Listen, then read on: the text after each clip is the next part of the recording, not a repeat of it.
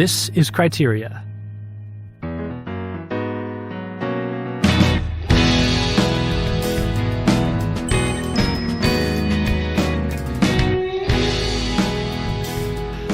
Hello, everyone. Welcome back to Criteria. I'm Thomas Miras. I'm here with my co-host, James Majewski. Hello, James. Yes, I am here. I am here indeed.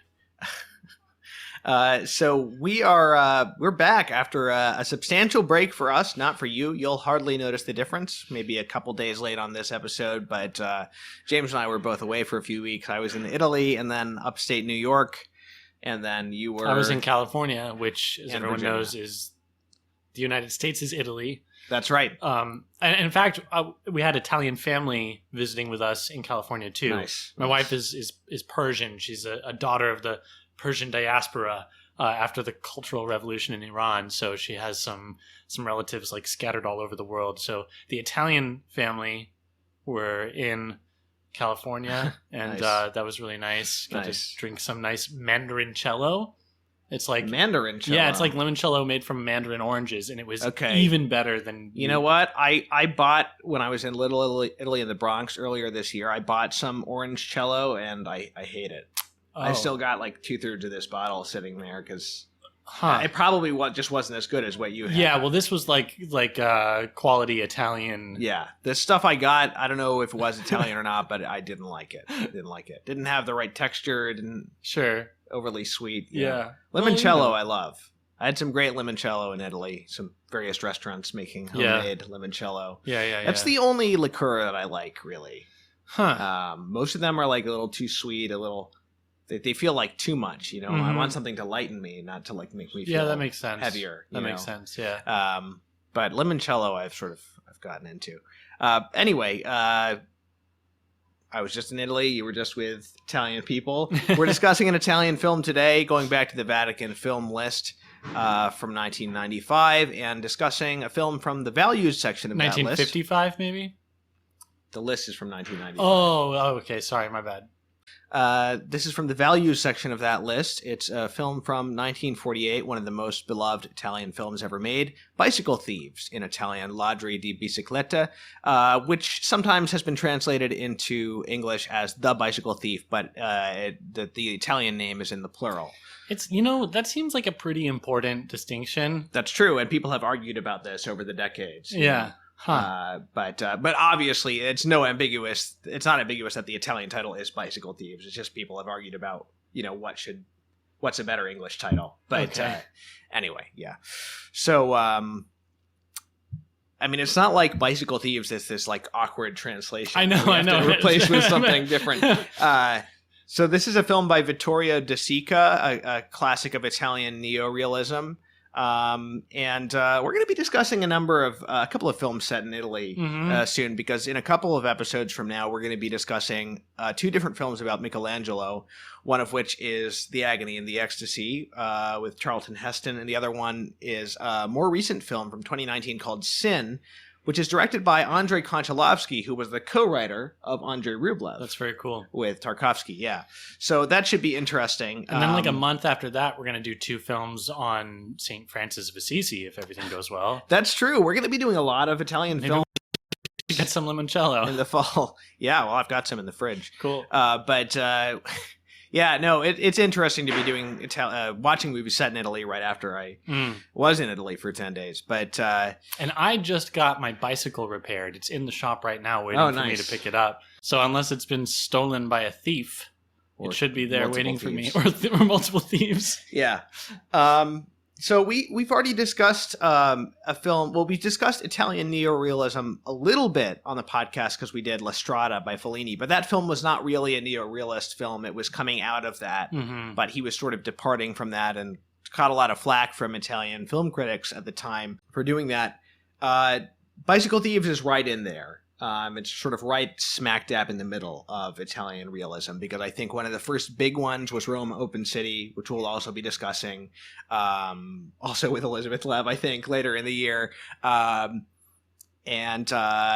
That was, I want to say 45 or something. So this is only 2 or 3 years later. Maybe we can talk about neo-realism a little bit. like the French New Wave, I didn't know this until I was reading up on it yesterday, but it was also a film style inaugurated by a group of film critics working for an Italian film magazine, among whom was Luchino Visconti and people like Zavattini, who was the main writer. There were a number of screenwriters on this film, but the main one was a man named Zavattini, who was an artist in a number of different mediums and a critic. Neorealism comes out of this sort of World War II experience, post-war experience, where Italy is really hard off for several years. There's a lot of poverty, a lot of social dysfunction, and it's kind of it was kind of a reaction against this style of film in Italy, which came to be known as in English, the English translation would be white telephone films, which were these like very highly produced imitations of American comedies of the time. That's cool. And so the white telephone was this like status symbol, because these classy ladies would always be talking about these white telephones. So that's how this genre sort of got its name. That's cool. So prior to neorealism, there had been that, and there had been another style of film, which was a more serious art film style I think it was called calligraphismo or something. Sounds like a cocktail bar. Yeah, that sounds like a cocktail bar, and the white telephone sounds like a dive. Right, yeah. Ironically, because it should be the opposite, but yeah. So neorealism is kind of a reaction against that kind of that unreal kind of fancy sets, and kind of this kind of idealized Italian storytelling in movies. It's called neo-realism because they were trying to imitate the realism of certain turn of the century novelists. And neo-realist films are known for having often been shot on location, for example, something we saw in La Strada. So that was an aspect that it sort of kept instead of in film studios. And part of the reason was that the main Italian film studio was kind of damaged by bombing during the war. So they went out on location, often using unprofessional actors. I should say non-professional, because those are two different things, right? So, for example, the star of this film, a fellow named Lamberto Maggiorani, was a factory worker. Yeah, that's amazing. And they overdubbed his voice with a professional actor, which the fellow neo-realist director Luchino Visconti sort of lambasted the film for making that choice. But this is nonetheless sort of like one of the most iconic films of Italian neorealism, probably along with Rome, Open City. Apparently they were often about had children as some of the main characters, although often more as observers than sort of real protagonists. And that's the case in this film. Hi, everybody. Just me, Thomas, with my editor cap on, interjecting for a second here. When recording this episode, we had some serious audio glitches for an unknown reason, and we ended up having to re-record some of what we said in a couple of chunks of a few minutes each in this episode. And it doesn't sound the same because we weren't able to get back together in person for the recording, so we're in different rooms than we originally were, and it's just different circumstances. So you'll notice it doesn't sound the same, but it's the same content restated, and please bear with us there. Also, apologies to the YouTube audience for there being no video on these short sections. At the beginning of the film, we're introduced to our main character, Antonio Ricci. He's a husband and a father, but he's down on his luck. He's unemployed, but he's been given the chance at a job for which he needs a bicycle. And unfortunately, he and his wife have just recently pawned off their bicycle. So he's got to get some things together. His wife is able to pawn off a few more things. They're able to buy back the bicycle. He gets this good job. And then, of course, spoiler alert, the bike is stolen. So the rest of the film is basically just he and his son traveling far and wide, searching through Rome, trying to find this bicycle, because at this point, his whole livelihood and that of his whole family depends on this bicycle. And so at the beginning of the film, I don't know about you, Thomas, but I thought watching this, like, okay, I know what this movie is about. Like, I really felt like I had a read on this film in the first 10 minutes. And then as the movie begins to unfold, and especially about halfway through, the film kind of sneaks up on you in the themes that it's the dominant themes that it's trying to consider. Do you know what I mean? Yeah, yeah. Well, tell me if you're getting at this, that the film appears to be about the plight of the poor. Right. And it is. Like, I mean, from the very beginning, it's impressed upon us that just something like having your bicycle stolen or not having a bicycle could totally mess up your life, you know? Like, there's this scene early on when he goes to the police, and one of the other officers is passing by, and he asks the guy that Ricci is talking to, you know, anything important stolen or something like that. And the officer says, yeah, it's just a bicycle. But, you know, this bicycle is more important to this guy's livelihood than probably many more expensive items might be to a richer person whose lost items they might take more seriously. But it's not just about that, because as the film goes on, we kind of see the main character, how he responds to this situation. And we kind of start seeing him fall to pieces as the day goes on and he becomes more and more desperate. And it's not just a question of social pressures. I think that a discerning viewer can see, and especially a Catholic viewer can see, it is partially how he chooses to respond to the situation as well. You know, it really reminded me of the character of George Bailey from It's a Wonderful Life, because in a very similar way, you know, to that film, this film begins with the father really giving an impression of being, you know, a good man, a hardworking man, a loving husband, a good father. But then this sort of darker side of him begins to come out as he begins to sort of, you know, fall to pieces. And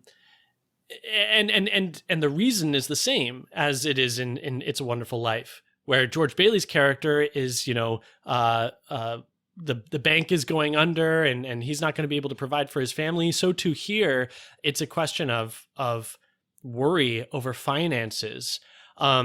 So whereas at the beginning of the scene, at the beginning of the movie, we get these scenes that are sometimes a little comedic, like when he's interacting with his son for the first time and they're talking about the bicycle, and the son is like, you know, I forget what he says exactly, but he's waving his hands and being very Italian and saying, they left a dent in it, you know, I would have said something.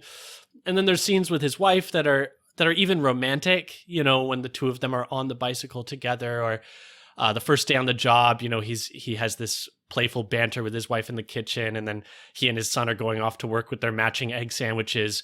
Right. You know, tonally, it's very different from where this film ends up going. Yeah. And it ends up going to some dark places with this father, much like It's a Wonderful Life ends up doing. Yeah, it's interesting. Yeah, it's an interesting comparison.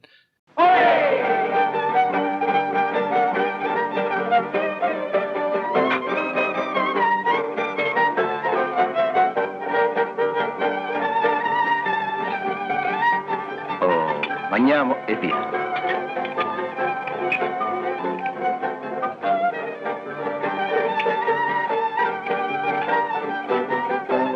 A tutto si dimentica.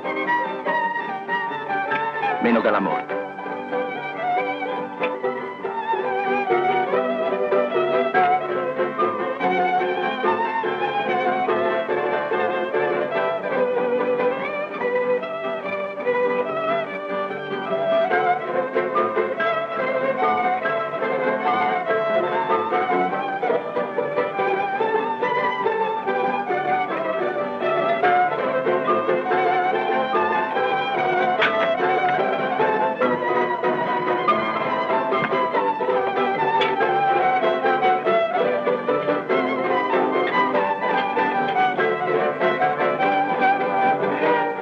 Come quelli lì, poco poco, bisognerebbe guadagnare 1 milione al mese.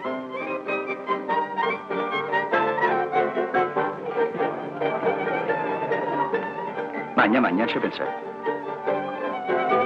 Ti piace?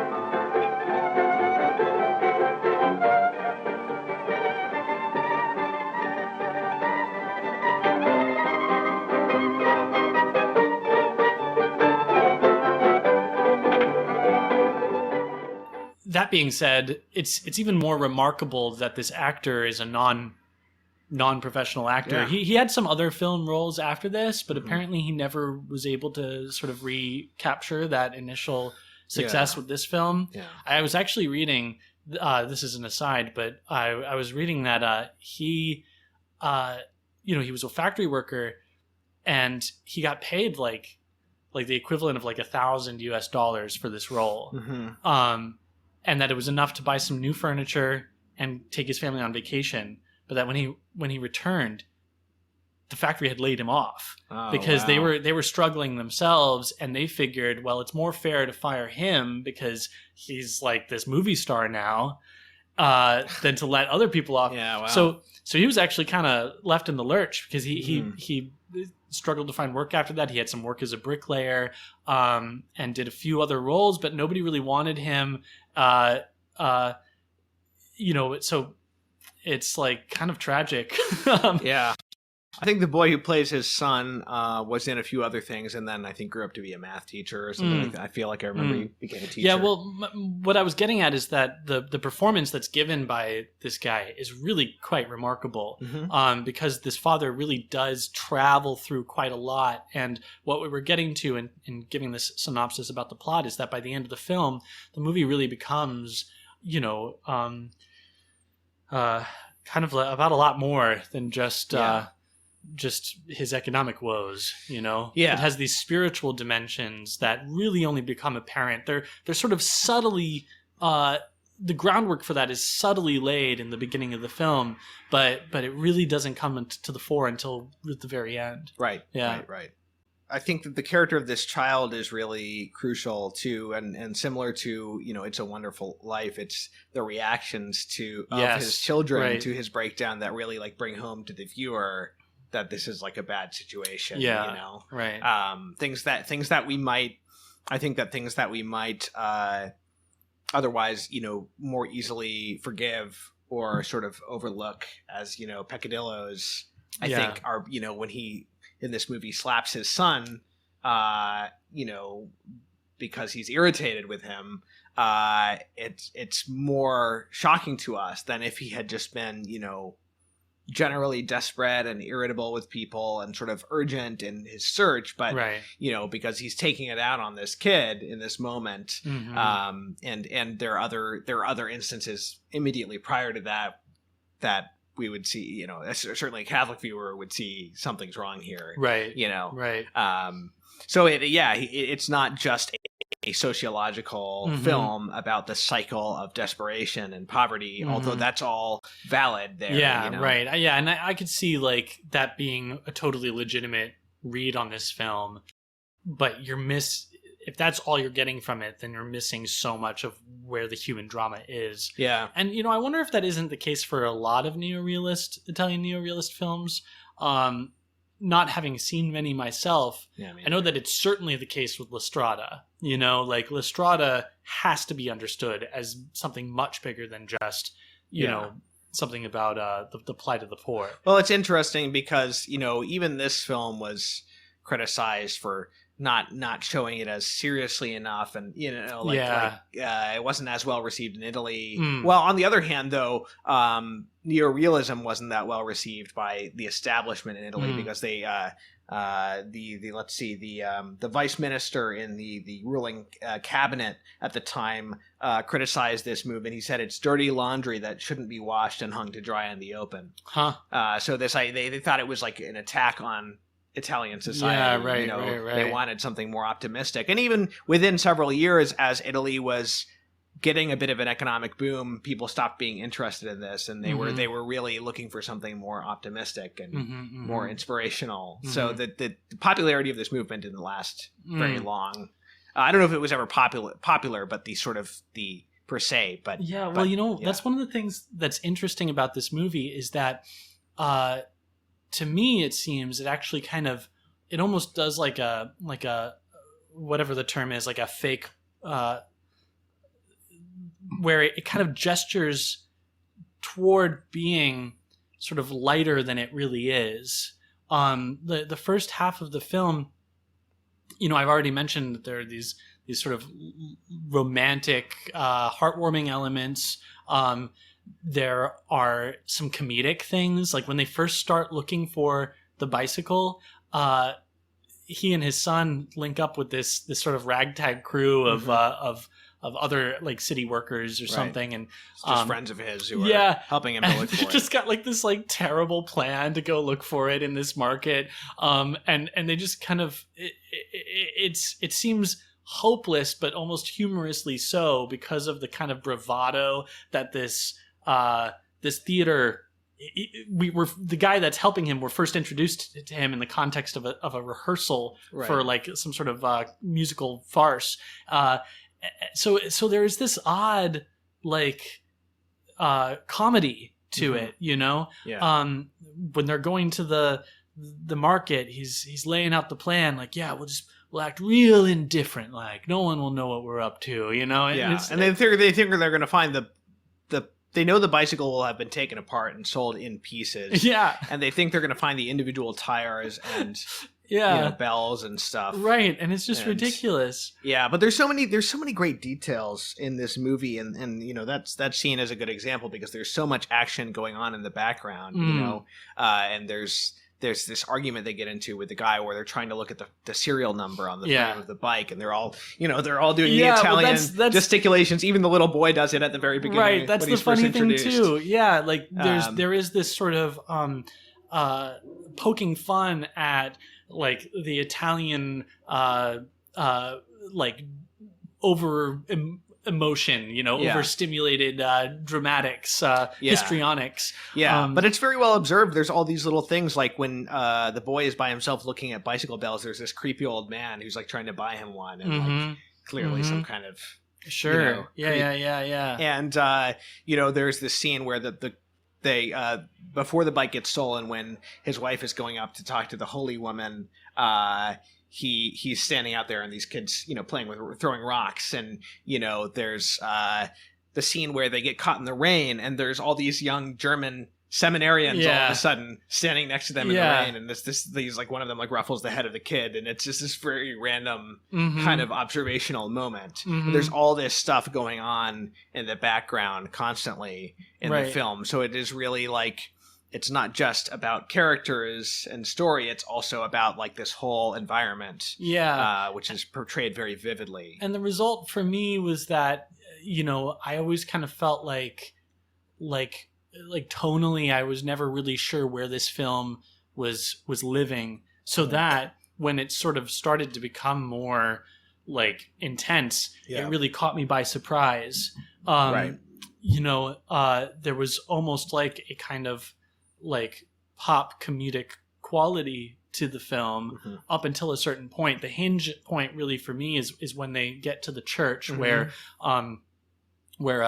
they observe this charitable work that's going on. They're shaving the poor and giving them a free meal and praying together, and again, like up until this point, I really thought that I had a read on this film, like, oh, okay, we got the down and out dad who's gonna go on an adventure through Rome with his son, and it's gonna be heartwarming, and they're gonna find their bicycle, and all will be well.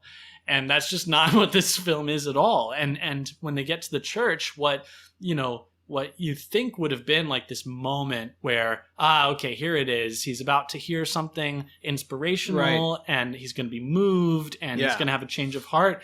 Actually, he does kind of have a change of heart, but it's in the wrong direction. Right. That's really when he begins to he starts bullying this older man that they've been tracking. He gets information from him, but then he's like, all right, well, you're coming with us, and this is during like an adoration service. So and they're both taking God's name in vain right there, and they're he's kind of right. So that's really the first moment where you as a viewer, like I began to feel like, whoa, what's going on with this guy? It doesn't even occur to him to pray. Yeah. In the background, you hear some words from the prayers that they're saying. It's just, it's like we hear snippets of it. It's, may I leave this holy place with my soul purified. Yeah.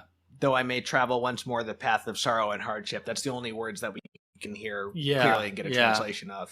Yeah, but that's not what happens, because, of course, when he finally does leave the church and and this older man has managed to sort of get away from them. Right. He's totally agitated, and that's when he hits his son. Right. And so now we begin to see like a whole other side to this human drama unfolding, because shortly after that, he and his son split up, and he hears shouting about a boy drowning. And for a moment, he begins to fear that maybe his son has drowned. But even then, when he's reunited with his son, he's unable to apologize. He's unable to be vulnerable with his son. He's unable to even just express his, gratitude that his son is okay. Yeah. He instead sort of, corrects him about, well, put your jacket back on, you'll catch cold or something.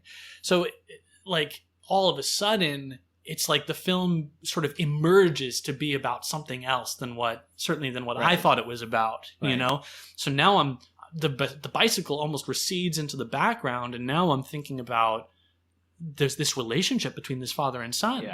And the father he's already sort of given up on finding the bike, and so he's starting to, give his life philosophy in a way. Well, yeah, because it's like once he realizes that he's hurt his son, in an attempt at some kind of reconciliation with his son, he offers to get him some pizza.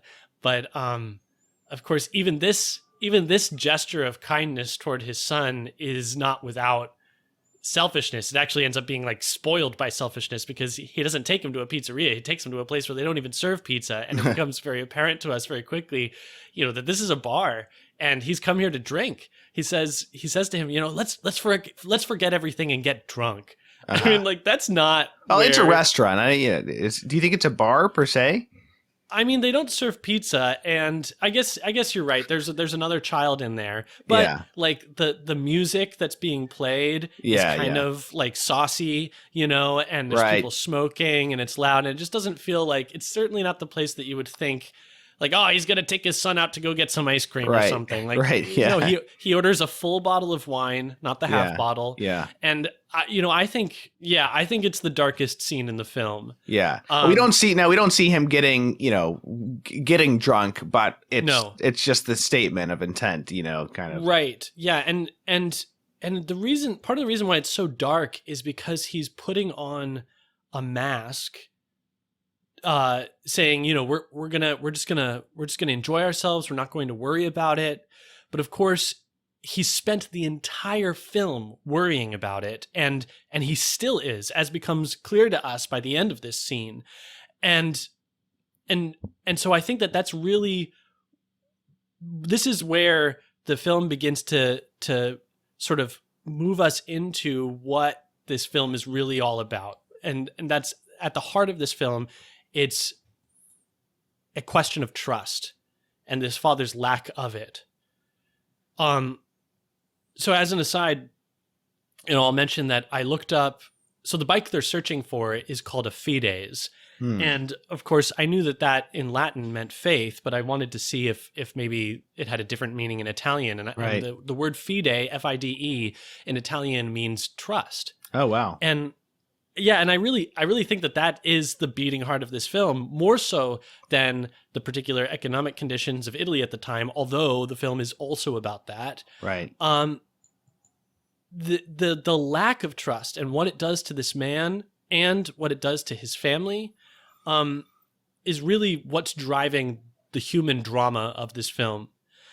So, again, going back to what I was saying about why this scene is one of the darkest in the film, one of the things that trust accomplishes is the conquering of anxiety and fear. Yeah, and he tries to conquer it with fatalism, because he says, "Oh, well, why kill myself worrying when I'll be just as dead anyway?" And then when they're at the restaurant, he says, "There's a cure for everything except death." But clearly, that attitude has not rendered him, detached from the things of the world. No, and because the scene comes full circle, he comes in with all this show of gaiety and largesse, and then we're going to get dessert. And, of course, they can really only afford mozzarella sandwiches. But the fragility of this feigned levity becomes quickly apparent. speaking of the mozzarella sandwiches, those are a great example of another thing that makes this scene so great is its ability to capture simultaneously the like dueling perspectives of father and son in this moment, where the father is really despairing, and the son is preserved somewhat in his innocence and in his ability to sort of see these things for what they are. So yeah, like with the mozzarella sandwiches, what for the father is kind of like a shameful disappointment. On the one hand, with the son is like a delight. You know, he's playing with the cheese. You know, it cuts to this like twice where he's like pulling the stretchy cheese out with his sandwich. And another example of this is the other family that's sitting kind of like behind them. The child keeps looking over there, and of course when the father notices this, he immediately takes it to a place of envy. He's projecting his own insecurity and worry onto the situation, saying, you know, he says, you'd have to earn a million lira a month in order to eat like that. But really, the son has not really given any indication of why he's looking over there. He's making eyes with this other little boy. You know, it could be for any number of reasons. But the father's disposition in all of this really gives the lie to the sort of mask of frivolity that he's trying to affect. Right. And so one more note I'll make about this scene is that the performances are just amazing. I think, you know, with the man playing the father, you know, he's able to, like, first his like satisfaction at the beginning of the scene is like really unsettling. He's got this like almost devilish grin. It's like demented, and his enjoyment of the music seems to be like out of step with the actual like music. You know, there's this feigned enjoyment, and the boy is looking over with this like uncertain look, you know, like the way he's taking in his father begins to signal to us that he's not fully buying this and that he's aware that something isn't right. And then going back to the performance of the father, like he was able to transition so seamlessly out of this into envy and then right back into the worry and the anxiety, even getting down to like the nitty gritty of like having his son like work out the math of just how much money they're going to miss out on every month. Because he's like making it into a life lesson. Right. Yeah. And the life lesson is all the more horrible because he's, you know, spouting these one-liners about his philosophy on life. You know, we can do as we like, eat and enjoy. Right. So it's really quite dark, and the way that the scene is able to hold those two perspectives in tension is, I think, just masterful and really effective and really unsettling. Yeah. The kid's response is telling too, because he says, you know, yeah, well, we'll go back to the Porta Pavese or whatever it is, and Porta Portese. Yeah, and we'll find the guys, and you know, from the kid's point of view, he's still confident that they can find it, but you know, it's clear by the response that we get from the father that he's still in this. He says, we'd never find them with all your mother's candles or all the saints in the world. Yeah. And then the next scene is them immediately going to this holy woman that his wife had tried to go to before to thank her. Yeah. Because she had told him that, you know, her husband would get a job. She had told her that her husband would get a job, and her husband sort of discourages her from this superstition. Yeah, well, we haven't mentioned that, but that's kind of introduced very early on in the film, that there's this holy woman, and there's still at least this sort of vestige of religion that exists in this family, at least on the mother's part. Yeah. And we also see this little boy genuflect in the church when he sees two others genuflect. Right. So there's something that's still there. Yeah. And, you know, you got to wonder, the film doesn't tell us whose idea it is to go to the holy woman's house, but it is the little boy who immediately seizes the opportunity and claims a space like right up at the front of the line. Now, I thought this woman was a fraud. I don't know about you. I mean, whether she's a fraud or not, she clearly represents something. No, I agree with you. But she immediately, she doesn't say anything that's remotely like insightful or impressive the entire time. She says to them, if you don't find it right away, you'll never find it. It's like, okay, that's kind of obvious. Yeah, right. Right. But I think at this point in the film, with everything that has preceded this moment, we as the audience are now sort of conditioned. We're ready to hear that and receive it as like having some metaphoric significance, because then at that point I was really thinking like, what is it that he has to find right away, or he never will? And I don't know if you had any thoughts about that line.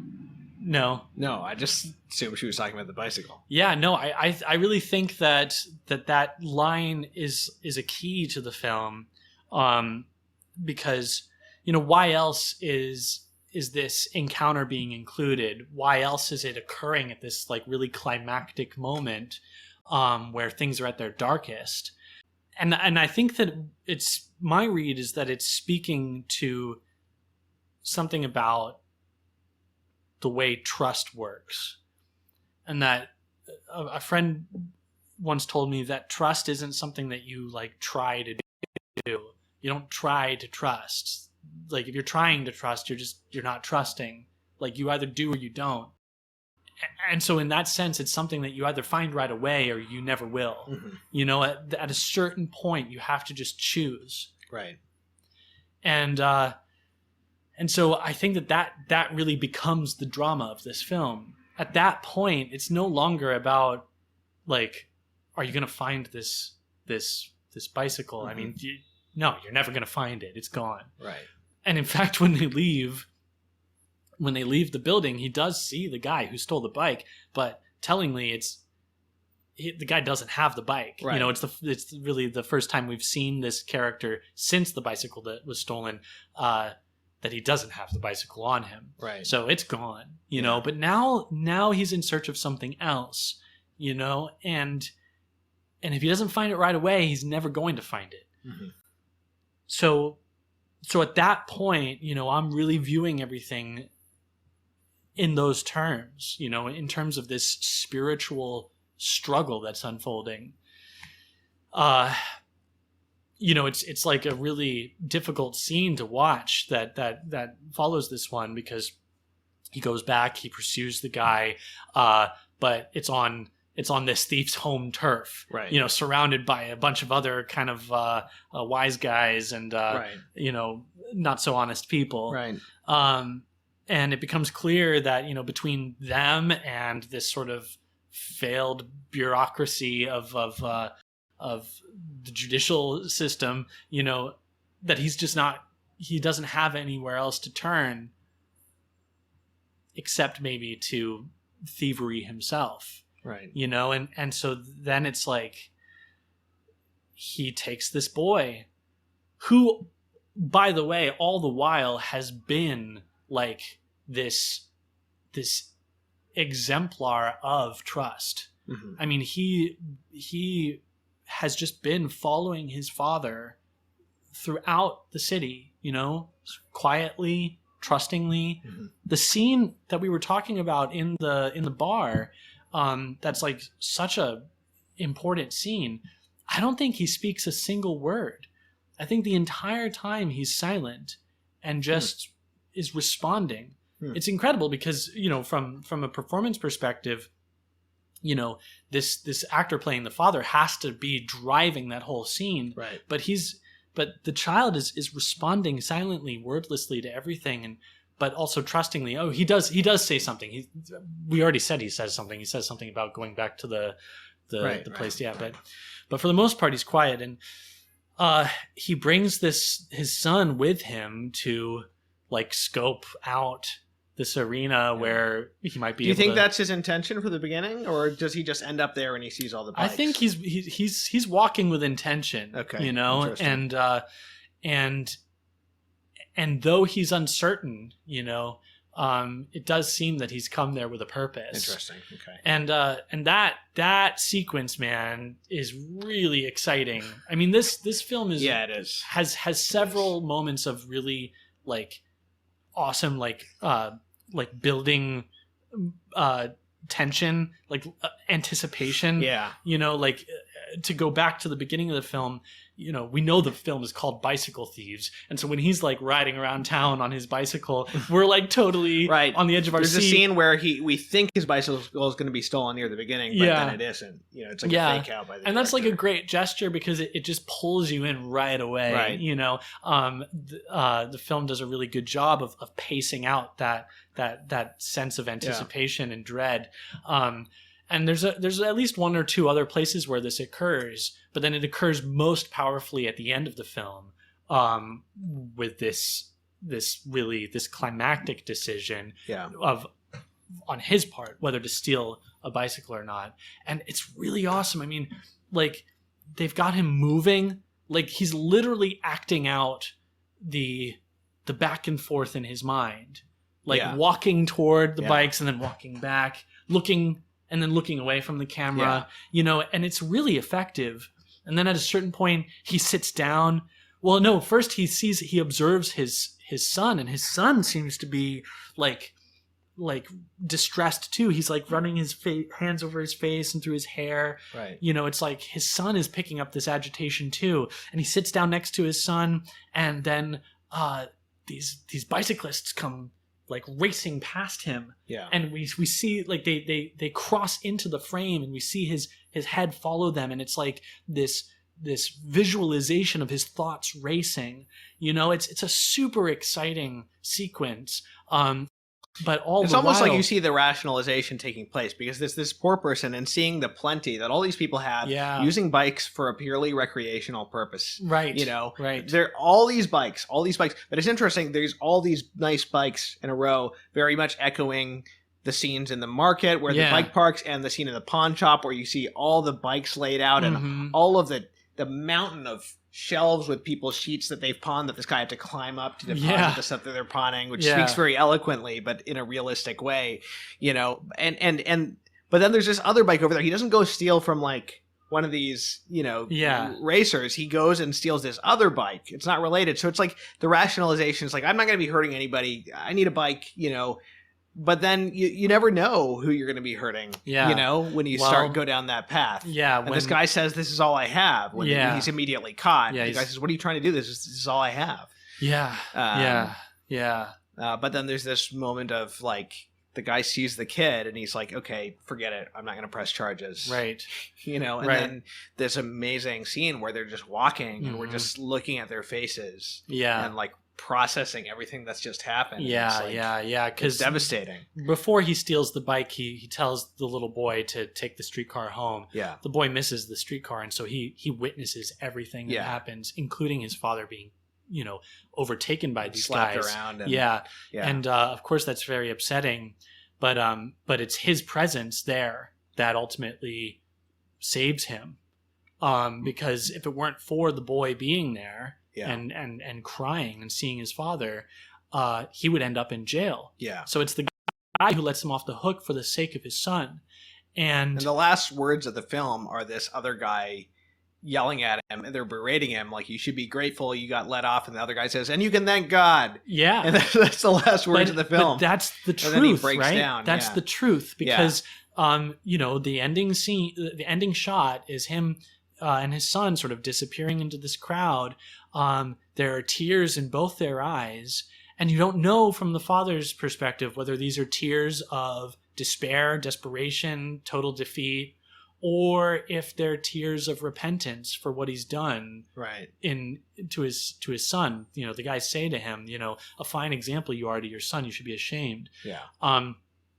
But whether these are tears of repentance or not, the little boy is there, and goes to hold his father's hand. Right. You know, and you get the sense that in the same way that we've seen this man be spared, he receives mercy from the man from whom he's stolen for the sake of this boy.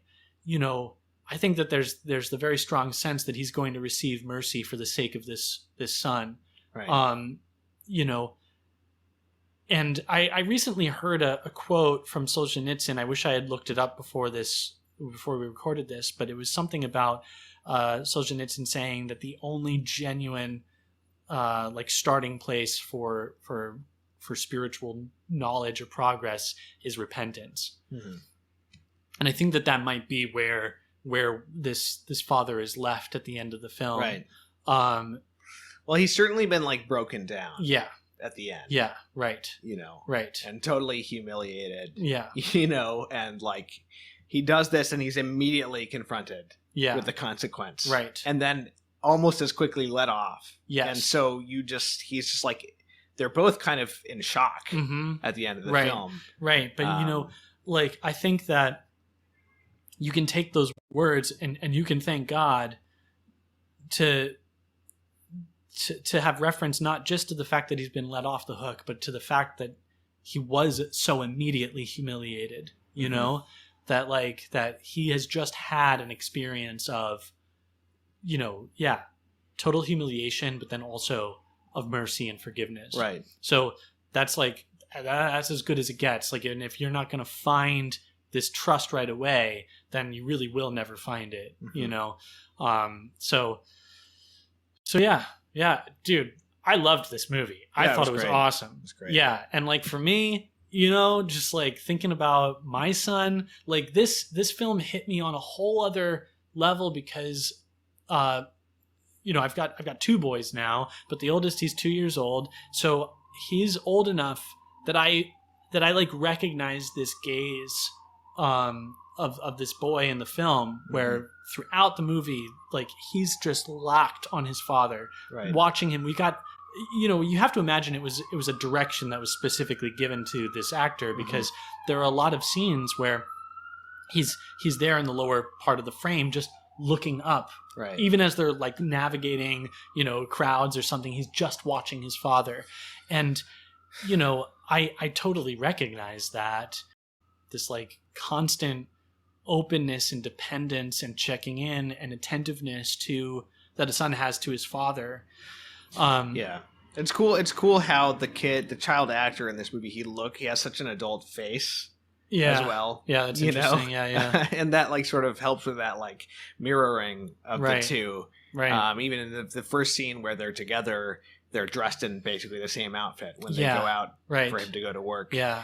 It also underscores the tragedy of what happens, of how this boy is being, you know, not just like abused when his father is like, you know, taking out his frustration on him by hitting him or something, but how he's also, his innocence, his purity is being tarnished and trammeled by, you know, this father's cynicism, and then his you know, evil actions in turning to drunkenness or to stealing,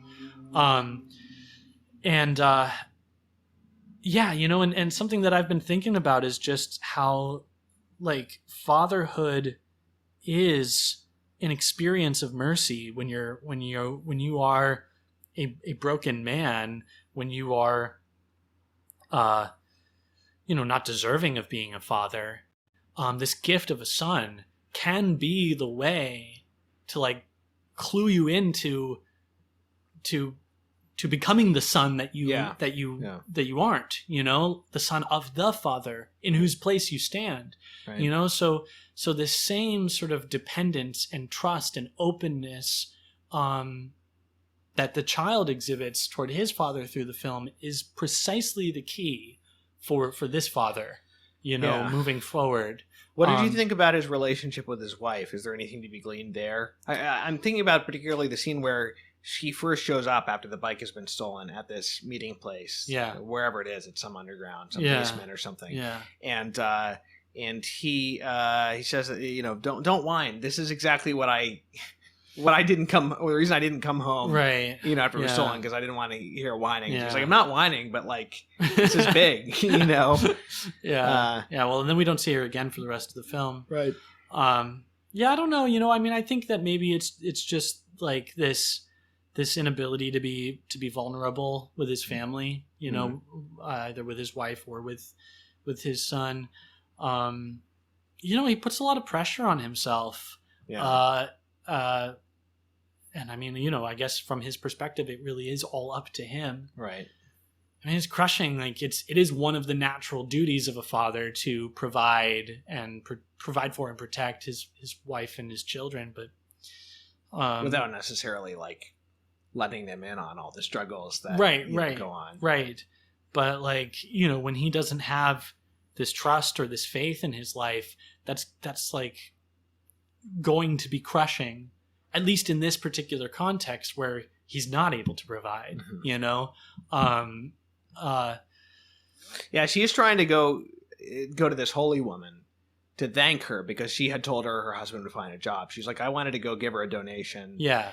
And her husband says, he's kind of like making fun of her and sort of like in a mild way, sort of like, what are you doing? You're going to spend our money on this nonsense, and we're sympathetic to him, of course, in this, because we're not sure who this lady is. I mean, hey, listen, she did say that he was going to get a job, right? And he got a job, right? So I don't know, right? But I was also sympathetic to the wife, right? Well, what she says is, she says, I was just grateful, yeah, and he says, yeah, do you think she got me this job? Yeah, and it's left to that, and of course there's ambiguity because I think we're given I don't know that this woman is right a prophet. Yeah, she doesn't talk like one, right. Yeah, but like you said, it's a stand-in for something. Mm-hmm. Like there's some basic level of because grace is still operating here, even if through these like imperfect ways. Yeah. Grace gratitude is good. Yeah. Yeah. So he doesn't go, oh no, God's, we don't need this lady, it's God is taking care of us or whatever. Yeah. It's just like the implication of, did you think she got me this job is like, maybe not that he got himself the job per se, but it's more him than it is her, it's more him than it is anything else, but sort of like the chance of society. Yeah. That God got him the job, and he's like, and that's inadmissible, right. We can talk about this as a neo-realist film, but like you were saying, it's not just like a doctrine. This film is not just a manifestation of like an aesthetic doctrine, right? Or like a sociological doctrine. Mm-hmm. And even the ending is, is very ambiguous in terms of like what we're supposed to be left with. When I was watching the film, my wife was in the room. She wasn't watching it with me. And I just like gave like this vocal, I think I was just like, what? As like the end, like fine, like thing came on. And she was like, what happened? Is the movie over? I was like, yes. Like it just really hit me. Like this can't be the way that it ends. Yeah. Yeah, well, but what I was going to say is that this film is a story. It's a story, and I think Roger Ebert said something like, it takes decades of distance from this like neo-realism thing to see this film as a story. Yeah, cool. And not just a part of a movement. Yeah, or like an aesthetic theory. Totally. But it shows you that like, it could sound boring, like what realism? We're focusing on the plight of the poor, but like you said, it's very exciting. It's not disenchanting the world, for the sake of a grim, gritty realism. Right. The screenwriter Zavattini, who is one of the advocates of neo-realism, his slogan was "Life as it is," and I think that this film like vindicates to us that life as it is doesn't just have to be like materialistic Totally. and gritty and relentlessly gritty and like one tone. Right. It doesn't have to be like drab. Right. Like you were saying, there's a lot of humor in it, and Yeah. that can account for like the variety in tone too, because Right. that's how life is. Yeah, totally. There's know? this amazing little, like, just as an example, when they're chasing down this old man trying to figure out where he went. There's this great little moment where the boy like runs off, and the father's like, "Bruno, where are you going?" Yeah. And then he like runs in another direction, comes around the corner, and his son is like about to urinate on a Right. wall. And he's like, "What? What are you doing?" And Right. That's all that happens. Yeah. It's just like this moment of comedy, Yeah. and then Yeah. back to it. And Vittorio de Sica, the director, he was asked why he made a film about this topic, and he said, uncovering the drama in everyday life, the wonderful in the daily news. So that's very different from sort of like trying to reduce the drama and the wonder out of daily life as like so much illusion. Yeah. From like like what you might expect from like a Marxist film critic That's or right. something. Yeah, that's right. So this is a good form of realism, Right. I think, in this film. Whatever, I'm not familiar with other neo-realist films. Yeah. And obviously La Strada goes further away from neo-realism in this sort of like more magical direction. Mm-hmm. Not in the sense of magical realism, but in a more in a more wondrous sort of like almost fairy tale direction with one of its characters. But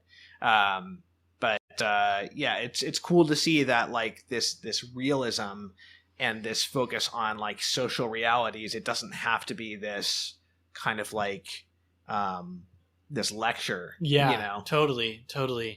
Yeah, this is definitely one of my favorite of the films we've watched on the film great. list so far. Yeah, just really, really glad to be experiencing it for the first time here. Yeah, it's always one more note. Like, it's funny to me that the job he gets is putting up posters of an American movie star, which is like a great contrast to the setting of the film. He's putting up posters of Rita Hayworth. Yeah, who, for all I know, might have been like the type of thing that these white telephone filmmakers were Right. trying to tap into. yeah. There's a little commentary when they like hitch a ride from a guy in a bus or a truck, and it's raining, and he's like, you can never win. So, my only day off, I get off at 1:00 on Sunday. It's always raining, and what can I do? I don't like the movies. They bore me. Like there's like a nice little yeah comment there. Yeah. All right. Well, yeah, this was great. Great film. You were very insightful. Thank you, James. You had a lot of great stuff to say. Well, thanks on be this to God. one. My pleasure. I think next time we're going to be doing another noir film in our noir series. Exciting. I was going to suggest Sweet Smell of Success. Okay. If you're up for that. Okay. Cool. That was the one that we were definitely going to do. And then there was another one that we were considering about. Well, the one we were definitely going to do is Sunset Boulevard. Okay, so... And my in-between one I was going to suggest was Sweet Smell of Success. Well, I was going to suggest In a Lonely Place. Okay. But I guess we'll have to wait to find out. Yeah, so Who we're going to do wins? In a Lonely Place or Sweet Smell of Success. I suppose we can do both. But yeah, we'll see. And if you've seen these movies and want to, give us any recommendations. Sure. You haven't seen either of these. Correct. Yeah. Yeah. Have you? I've seen Sweet Smell of Oh, Success. okay. Yeah. Yeah, I just want to do Humphrey Bogart, and Yeah. and I think that I just have like a good feeling about this one. Okay. So let us know in the comments, which movie should we watch? Oh, you know what I meant to say, though? I meant to say something at the beginning of this when we were talking about Italian movies, is that I saw an Italian classic in the theater yesterday. I saw Once Upon a Time in the West. Oh, cool. Yeah. Yeah. Classic spaghetti western from 1968. Same director who did all of those Clint Eastwood spaghetti westerns. I can't really endorse the film from a moral standpoint, but seeing it on the big screen was like unbelievable. That's awesome. It was a great theater. It's the Yeah. Paris Theater, which I've never been to before. That's cool. It was awesome. Yeah, I would have liked to have gone to that. Maybe Yeah. next time. I think it's still playing at like 4:30s Cool. afternoons through like before like I think tomorrow it'll be playing. But yeah, it was awesome. It's so epic. I mean, it's just so. It was definitely the most epic experience of a western I've ever seen. I don't know if I've ever seen a western on the big screen before. Now that Yeah, I think don't of it. think I have either. But yeah, it was great, and it's kind of a rich week for classic movies in New York theaters, actually. On Friday, they're playing at the same theater. They're playing Close Encounters of the Third Kind, which I'm going to try to go see. That's cool. This other theater called the Metrograph, which I just learned about, is doing a Summer of Romer. Wow. For the next 3 weekends. They're That's playing great. 3 of his later films. That's exciting. So I'm going to try to see those. And then the Three Colors trilogy 4K restoration is playing at Lincoln Right. Center. Yeah, I'm so bummed I missed Blue. Yeah, I'm going to see White on Monday. Cool. Red will be coming out later in the month. And there was one other, I think, one other film I wanted to see. But there's just a lot going on right now. Yeah, well, anybody listening wants to come to New York City and catch some movies. Yeah, well, it's great to be able to see a classic film on the big screen, like for your first viewing. Yeah. You know? Yeah. That's always a I special took experience. Karina to go see Lawrence of Arabia for the first time in like a newly restored Yeah. print. You know, it was really, really well, I've been impressive. waiting to see that because you said that. Yeah. I've been waiting to see that until it'll play in a theater around here. Cool.